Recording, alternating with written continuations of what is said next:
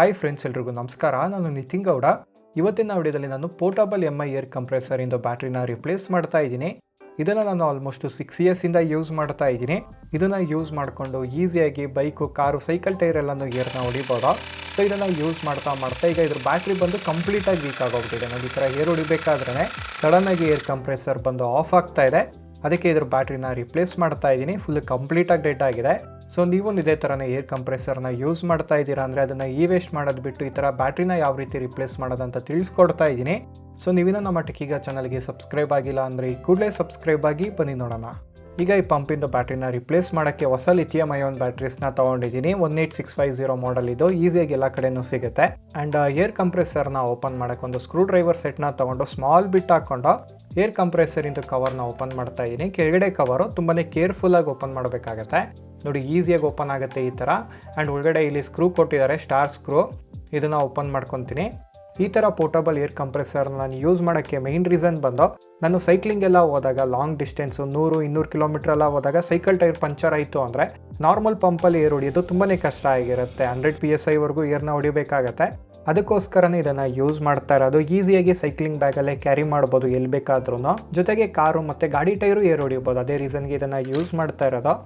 So ಈಗ next ನೀವು ಸ್ಲೋಗೆ ಮೇಲೆ ತಳ್ಳಬೇಕಾಗತ್ತೆ. ನೋಡಿ, ಓಪನ್ ಆಗ್ತಾ ಇದೆ. ಈಸಿಯಾಗಿ ನೀವು ಓಪನ್ ಮಾಡ್ಕೊಬೋದು ಏರ್ ಕಂಪ್ರೆಸರ್ನ. ಬ್ಯಾಟ್ರಿ ಎಲ್ಲನೂ ರಿಪ್ಲೇಸ್ ಮಾಡ್ಬೋದು. ನೋಡಿ, ಓಪನ್ ಮಾಡಿದ ತಕ್ಷಣ ಇದು ಮೇಲ್ಗಡೆ ಕೇಸ್ ಇದು ಫುಲ್ಲು ಪ್ಲಾಸ್ಟಿಕ್ಕಿಂದ ಬಿಲ್ಡ್ ಮಾಡಿದ್ದಾರೆ. ಒಳಗಡೆ ನೋಡ್ಬೋದು 7 ಸೆಗ್ಮೆಂಟ್ ಡಿಸ್ಪ್ಲೇ ಕೊಟ್ಟಿದ್ದಾರೆ, ಬಟನ್ಸು, ಮತ್ತು ಇದು ಏರ್ ಕಂಪ್ರೆಸರ್ ಫ್ಯಾನ್ ಇದು.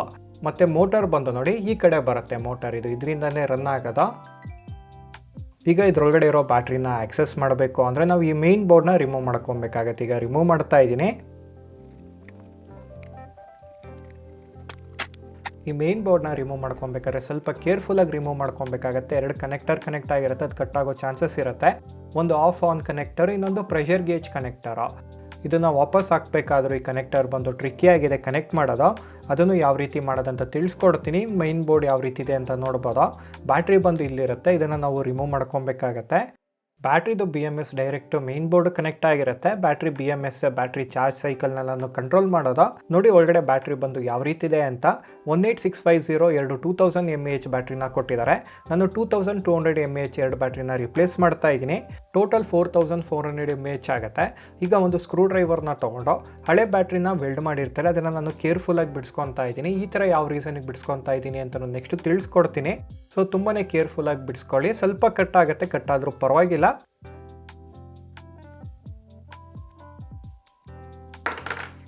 ಈಸಿಯಾಗಿ ಈ ಥರ ಬ್ಯಾಟ್ರಿ ಓಪನ್ ಆಗುತ್ತೆ. ಬ್ಯಾಟ್ರಿ ಟರ್ಮಿನಲ್ಲು ನೀವು ನೋಡ್ಕೊಬೇಕಾಗತ್ತೆ. ಹಿಂದಗಡೆ ಇರೋ ಕನೆಕ್ಷನ್ ಓಪನ್ ಮಾಡಿದ್ರೆ ಬ್ಯಾಟ್ರಿ ಬಂದು ಈ ಥರ ಬರುತ್ತೆ. ಹಳೆ ಬ್ಯಾಟ್ರಿ ಇದು, ಇದನ್ನು ರಿಪ್ಲೇಸ್ ಮಾಡ್ತಾ ಇರೋದು. ನೋಡಿ, ನಾನು ಸೇಮ್ ಕೇಸಿಂಗಲ್ಲಿ ಹೊಸ ಬ್ಯಾಟ್ರಿನ ಹಾಕಿ ನಿಮಗೆ ಗೊತ್ತಾಗತ್ತಲ್ಲ ಪ್ಲಸ್ ಮೈನಸ್ ಎಲ್ಲಿ ಬರುತ್ತೆ ಅಂತ, ಅದನ್ನು ಚೆಕ್ ಮಾಡ್ಕೊಬೇಕಾಗತ್ತೆ. ಈಗ ಬ್ಯಾಟ್ರಿನ ಹಾಕ್ತಾ ಇದ್ದೀನಿ. 18650 ಬ್ಯಾಟ್ರಿ ಇದು. ಮತ್ತೆ ಇಲ್ಲಿ ನಾನು BMSನೆಲ್ಲ ಹಾಕಿ ಇಲ್ಲಿ ನಿಕ್ಕಲ್ ವೈರ್ನ ಬಿಟ್ಟಿದ್ದೀನಲ್ಲ, ನಾನು ಬ್ಯಾಟ್ರಿ ಟರ್ಮಿನಲ್ಗೆ ಸಾಲ್ಡ್ರಿಂಗ್ನ ಮಾಡ್ಕೊತೀನಿ. ಅದೇ ರೀಸನ್ಗೆ ನಿಕ್ಕಲ್ ವೈರ್ನ ಕಟ್ ಮಾಡ್ದಂಗೆ ಹಂಗೆ ಬಿಟ್ಟಿದ್ದು. ನಿಮ್ಮ ಹತ್ರ ಬ್ಯಾಟ್ರಿ ಸ್ಪಾಟ್ ವೆಲ್ಡಿಂಗ್ ಡಿವೈಸ್ ಇತ್ತು ಅಂದರೆ ಮಾಡ್ಕೊಬೋದು. ಸೊ ಈಗ ನಾನು ಸಾಲ್ಡ್ರಿಂಗ್ ಮಾಡೋಕ್ಕೆ ಬ್ಯಾಟ್ರಿ ಟರ್ಮಿನಲ್ನ ಲೈಟಾಗಿ ಸ್ಕ್ರ್ಯಾಚ್ ಮಾಡ್ತಾ ಇದ್ದೀನಿ. ಸಾಲ್ಡ್ರಿಂಗ್ ಬಂದು ಯಾವತ್ತೂ ಸ್ಮೂತ್ ಸರ್ಫೇಸ್ ಮೇಲೆ ಅಂಟಲ್ಲ, ಅದಕ್ಕೆ ಲೈಟಾಗಿ ಸ್ಕ್ರ್ಯಾಚ್ ಮಾಡಿಕೊಂಡು ಬ್ಯಾಟ್ರಿ ಟರ್ಮಿನಲ್ನ ಫ್ಲೆಕ್ಸ್ ಹಾಕ್ಬಿಟ್ಟು ಈ ಥರ ಈಸಿಯಾಗಿ ನೀವು ಸಾಲ್ಡ್ರಿಂಗ್ನ ಮಾಡ್ಬೋದು. ಬಟ್ ಬ್ಯಾಟ್ರಿನ ತುಂಬ ಬಿಸಿ ಮಾಡೋಕ್ಕೆ ಹೋಗ್ಬೇಡಿ, ಕೇರ್ಫುಲ್ಲಾಗಿ ಸಾಲ್ಡ್ರಿಂಗ್ನ ಮಾಡ್ಬೋದು. ಸಾಲ್ಡ್ರಿಂಗು ಈ ನಿಕ್ಕಲ್ ವೈರ್ ಮೇಲೆ ಅಂಟ್ತಾ ಇಲ್ಲ ಅಂದರೆ ಸ್ವಲ್ಪ ಸ್ಕ್ರ್ಯಾಚ್ ಮಾಡಿಕೊಂಡು ಫ್ಲೆಕ್ಸ್ ಹಾಕಿ ಈ ಥರ ಸಾಲ್ಡ್ರ್ ಮಾಡಿದ್ರೆ ಅಂಟುತ್ತೆ, ಸೇಫಾಗೂ ಇರುತ್ತೆ, ಸೆಕ್ಯೂರಾಗೂ ಇರುತ್ತೆ, ಟೈಟಾಗಿ. ನೋಡಿ, ಈಗ ಫುಲ್ಲು ಸಾಲ್ಡರ್ ಆಗಿದೆ.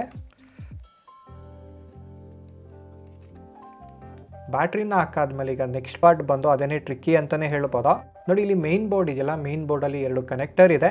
ಒಂದು ಆಫ್ ಆನ್ ಸ್ವಿಚ್ಚಿಂದು ಮತ್ತು ಇನ್ನೊಂದು ಪ್ರೆಷರ್ ಗೇಜಿಂದು. ಸೊ ಇದು ಕನೆಕ್ಟ್ ಮಾಡೋದೇ ಟ್ರಿಕ್ಕಿ ಅಂತ ಹೇಳ್ಬೋದು. ನೋಡಿ, ಈ ಥರ ಕನೆಕ್ಟ್ ಮಾಡಿಕೊಂಡು ಕನೆಕ್ಟರ್ ಕನೆಕ್ಟ್ ಆದ್ರೇ ಆನ್ ಆಗೋದು. ಸೊ ಅದನ್ನು ಕನೆಕ್ಟರ್ನ ಕನೆಕ್ಟ್ ಮಾಡಬೇಕು ಅಂದರೆ ಬ್ಯಾಕ್ ಸೈಡ್ ಓಪನ್ ಮಾಡಿ, ಈ ಥರ ಓಪನ್ ಆಗುತ್ತೆ ಬ್ಯಾಕ್ ಸೈಡು. ಒಂದು ಲೈಟ್ ಹಾಕ್ಕೊಂಡು ನೋಡಿ ಈ ಥರ ಕೇರ್ಫುಲ್ಲಾಗಿ ಕನೆಕ್ಟ್ ಮಾಡಬೇಕಾಗತ್ತೆ, ಡ್ಯಾಮೇಜ್ ಆಗ್ದಂಗೆ. ಈ ಥರ ಕನೆಕ್ಟ್ ಮಾಡಿದ್ರೇ 2 ಕನೆಕ್ಟರ್ ಕನೆಕ್ಟ್ ಆದ್ರೇ ವರ್ಕ್ ಆಗೋದು. ಇದು ಆಫ್ ಆನ್ ಸ್ವಿಚ್ಚು. ನೋಡಿ, ಕನೆಕ್ಟ್ ಆಗಿದ ತಕ್ಷಣ ಆನ್ ಆಯಿತು, ವರ್ಕ್ ಆಗ್ತಾ ಇದೆ. ಇದನ್ನು ಕ್ಲೋಸ್ ಮಾಡ್ತಾ ಇದ್ದೀನಿ. ಏರ್ ಕಂಪ್ರೆಸರ್ ಫುಲ್ಲು ವರ್ಕ್ ಆಗ್ತಾ ಇದೆ. ಫುಲ್ಲು ಕ್ಲೋಸ್ ಮಾಡಿ ಚಾರ್ಜ್ಗೆ ಹಾಕಿದ್ರೆ ನೋಡಿ 7.5 ವ್ಯಾಟ್ಸ್ವರೆಗೂ ಪವರ್ ಕನ್ಸಂಪ್ಷನ್ ಮಾಡ್ತಾ ಇದೆ. USB ಮೀಟರ್ನ ಕನೆಕ್ಟ್ ಮಾಡಿದ್ದೀನಿ. ಇದರಲ್ಲಿ ಎಷ್ಟು ಪವರ್ ಕನ್ಸಂಪ್ಷನ್ ಮಾಡ್ತಾ ಇದೆ ಅಂತ ತೋರಿಸುತ್ತೆ. ಬ್ಯಾಟ್ರಿ ಚಾರ್ಜ್ ಆಗ್ತಾ ಇದೆ. ಬ್ಯಾಟ್ರಿ ಫುಲ್ ಚಾರ್ಜ್ ಆಗಾದ್ಮೇಲೆ ನನ್ನ ಗಾಡಿದು ಫುಲ್ಲು ಏರ್ ಔಟ್ ಮಾಡಿ ಮತ್ತೆ ಏರ್ ಹೊಡಿತಾ ಇದ್ದೀನಿ ನೋಡಿ. ಫುಲ್ಲು ಆಲ್ಮೋಸ್ಟು 32ವರೆಗೂ ಬರ್ತಾಯಿದೆ. ಮೊದಲು ಅರ್ಧಕ್ಕೆ ಸ್ಟಾಪ್ ಆಗ್ಬಿಡೋದು, ಈಗ ಫುಲ್ಲು ಹೊಡಿತಾ ಇದ್ದೀನಿ. ಆ್ಯಂಡ್ ನಂದು ಸೈಕಲ್ದು ನೋಡಿ 100 PSIವರೆಗೂ ಇಡಬೇಕಾಗತ್ತೆ. ಏರ್ ಬಂದು 86ವರೆಗೂ ಬಂದಿದೆ, ಆದರೂ ಹೊಡಿತಾನೆ ಇದೆ. ಫುಲ್ಲು 100 PSIಯೂ ಹೊಡಿಬೋದು. ನೋಡಿದ್ರಲ್ಲ ಫ್ರೆಂಡ್ಸ್, ಈ ವಿಡಿಯೋ ನಿಮಗೆ ಇನ್ಫಾರ್ಮೇಟಿವ್ ಆಗಿರುತ್ತೆ ಅಂದ್ಕೊತೀನಿ. ಇದೇ ಥರ ಕನ್ನಡದಲ್ಲಿ ಟೆಕ್ ವೀಡಿಯೋಸ್ಗಾಗಿ ಟೆಕ್ಕಿಗನ ಸಬ್ಸ್ಕ್ರೈಬ್ ಆಗಿ. Thanks for watching.